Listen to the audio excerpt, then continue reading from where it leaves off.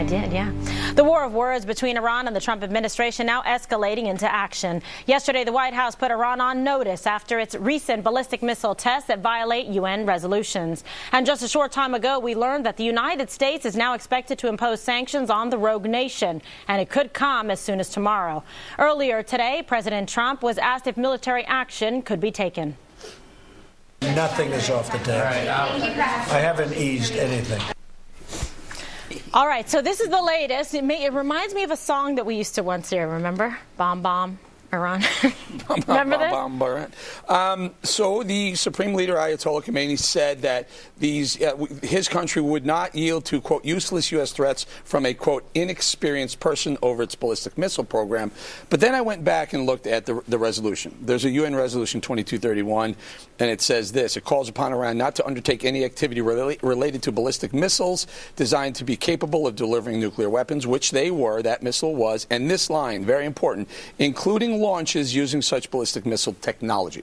They've clearly violated this UN resolution. Right. There is grounds for those sanctions, and I hope every member of the Security Council gets behind the United States sanctions to Iran because of that violation. And this is really a pivotal moment in terms of relations between the United States and Iran. He's got to send a strong message, but he also has to back it up. That's true. He's definitely marking his territory. He's like a dog with an enlarged prostate. He's just all over the planet. And to what end? The question I ask is, like, is Trump being a jerk on behalf of himself or on behalf of the country? Because that's important to... I see being a jerk as being a good thing. It's like hiring. It's like hiring a lawyer. If someone says that your lawyer rhymes with the word bass mole, that's a good thing.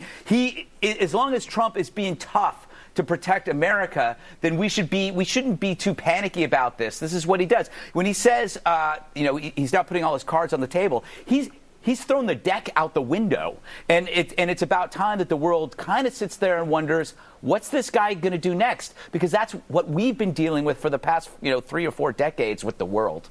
But what he's not going to do is what he said, I'm not taking anything off the table. We're not going to go and invade Iran. The idea of sanctions is a good one. I mean, Iran has had sanctions in the past. It continues to break those sanctions. Yes, it's a bad thing that they did this. And what is he going to do about it? He's going to talk tough about it, and that's going to be about the end of it. Maybe he'll make a deal out of it. No. Deal for what? Well, they're supposed to fight ISIS. You're missing something here. The whole reason behind the Iran nuclear deal that they put together was because the Iranians were hurting by the U.S. sanctions, the financial sanctions we put on Iran. Then we lifted them because we did a stupid deal with them. And now Trump says, no. You just violated the terms of a UN resolution. We're going to put new sanctions on you. They're going to hurt. And by the way, your point, why is Trump doing this? Well, when the Khomeini, the supreme leader, comes out and says Trump is useless, he's a useless and baseless and he's an inexperienced person, well, I'm not sure you want to rattle that cage. I mean, it's the dog that you don't want to take off too much. Here's the thing, but then they know they can poke it. But Iran is testing a new administration. So President Trump has to be tough and has to come down on them. And look what's happened since we lifted sanctions on Iran to the tune of over $100 billion. We've seen increased provocations in the Persian Gulf. That they've been harassing our U.S. naval ships. This isn't the first time that they've tested a nuclear ballistic missile that flies in the face of UN resolutions. They've done this before. And so they're testing. What do they do immediately after the deal? They put our sailors on their knees and shot it for propaganda video. So President Trump should act tough, and he should be prepared to follow through. And considering the individuals that he has stacked the deck with in his administration, including General Mattis, I feel comfortable that he's going to follow through with the appropriate measures and tough measures with that. Sanctions only work if you get the world community to join in those sanctions, which happened the first time around.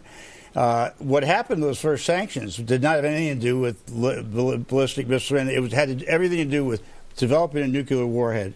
And one thing's for sure, the Nuclear Regulatory Administration has said unequivocally, as have most around the world, that Iran stopped that program. They weren't going forward. Now, why do they have this missile? Because they want to eventually put a nuclear warhead on top of it. That's why there should be serious That's right. There should be serious sanctions. That means that Trump has got to sit down with world leaders together and say, all right, let's go to the UN, let's get sanctions on these guys again, and let's see what happens. I don't think Trump's the kind of guy who's got the diplomacy to do that. But Iran and America have one thing in common. That is the ISIS threat.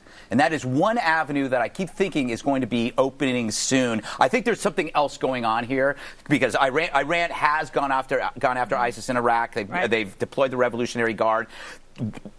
There's a way to work this thing out because why not go after ISIS has always been what Trump said. Well, sure, you want to do that, but you also have to be very firm with this because the missiles that he's talking about, they didn't just test ballistic, but they tested cruise missiles, which are much more difficult to detect. They can fly lower. They can evade enemy radar, travel distance between 2,000 to 3,000 kilometers. This is a serious, violation. But think about this for a second, Bob. You make a very good point. Yes, the rest of the community, the international community, has to get on board. That's why it doesn't matter if they violated or not the U.S. deal that we made with Iran bilaterally. It matters that they violated this UN resolution that they weren't going to do this. Now you have cause for China, Russia, France, Great Britain, and the United States to say, you know what?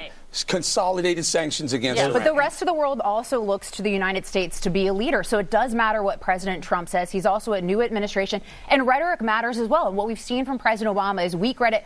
But Bob, if you punched me in the arm and I said, I kindly like you to stop punching me in the arm, or if you punch me in the arm and I said, if you punch me in the arm, you're going to pay for it, right? The words matter. That's going to be a deterrence to you. And then if you punched me in the arm and then I punched you in the face and followed through with that action, I guarantee you're going to engage with me differently than you were before. You can count on that. An advice to counsel, don't answer that, Bob. The point is, first of all, it was not a deal between the United States and Iran. It was a deal between 6 countries in Iran. Right, I understand that. Saying, but you're right about this. He could go. He ought to be going to the Security Council. That's what it's there for. And they clearly violated the sanction. The Russians and the Chinese have a very difficult time vetoing that in the Security Council. Correct. That's the only way you're going to get the world behind you. All right, I got to move on. Yeah, but he hasn't said a word about the Security Council. All right, well, Bob, Iran is just one of the national security issues the president has been dealing with, and he's made it clear that protecting the homeland is his top priority. Earlier today, he defended his tough approach and answered critics who have questioned his recent handling of these issues, including his dealings with other foreign leaders. The world is in trouble, but we're going to straighten it out, okay? That's what I do. I fix things. When you hear about the tough phone calls I'm having, don't worry about it. Just don't worry about it. They're tough. We have to be tough. It's time we're going to be a little tough, folks. We're taken advantage of by every nation in the world virtually. It's not going to happen anymore.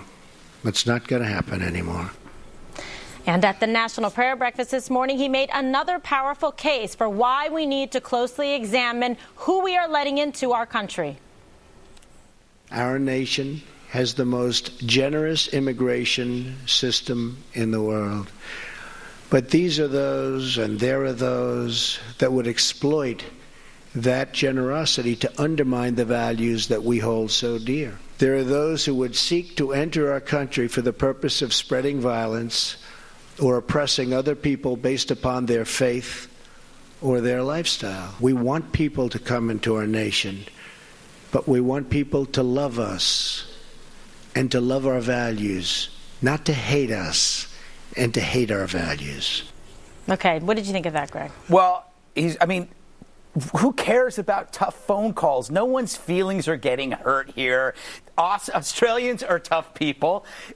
If safety is your primary concern, a nice guy is not your primary requirement. What's the point of having a doctor with a good bedside manner if he can't save a single patient? And I think that, it's not important whether you want extreme measures when you need them. And no kid wants to wear a helmet when they're riding a bike. It takes your parents to say, put on a damn helmet. So nobody likes these measures, but you don't have to like them. You need them. And I think that's the point that he's making. All right, Bowling, what about this? Strong statement. Yeah, it's a lot of strong statements. And the point, I think, is very, very important. Donald Trump ran and won on being a somewhat non-interventionist. So with the sanctions, Bob, this is why I think this is important that he does this. Now he gets aggressive using the sanctions against people who he feels are violating deals we've made and violating the UN resolutions, but he does it in a way that it hurts them economically. I don't think there's anywhere in any of these statements where he said, or we're going to come after you, or we're going to bomb you, or we're going to take out your fleet, or we're going to do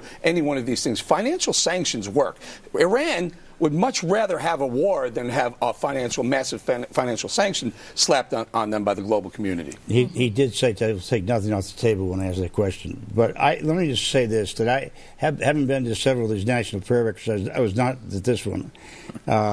This is exactly the most inappropriate time to use it as a forum to talk about what your policies are, which I still don't understand, or does most of the world understand. But it was also one of the more fun prayer breakfasts I've ever seen. Well, a good preacher, Bob, really combines humor with policy, humor and belief. What's wrong with a little humor? Bob is the arbiter of what's inappropriate. Yeah, no, Bob will tell us. But to that point, though, he did talk about how the freedom of religion is under the attack, how religion is under attack, and that is absolutely true. There was a study out from 2016 alone that Christians continue to be the most persecuted religious group. 90,000 Christians were murdered last year alone, and the bulk of that came from radical Islamic extremists. He touched upon that. So he did talk about these important issues to religious people in the country as well. It does tie in because the extreme vetting and what we're trying to do. Including Muslim clerics who were there.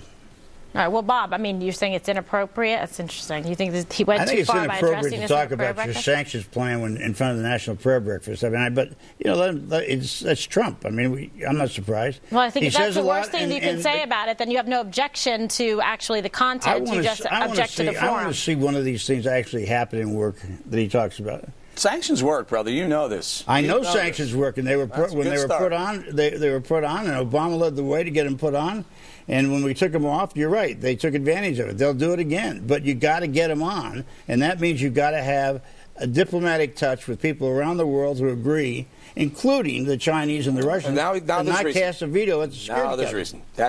There it is, right on a silver platter. Yeah, let's hope so. Let's hope so. I think you're right. He was also right about his immigration statement. I mean, we are the most generous nation in the world when it comes to illegal immigration. 1 million people come here legally per year, which is more than double any other nation. So we are incredibly generous when it comes to legal immigration. It's illegal immigration. It's true. People don't want to focus on that.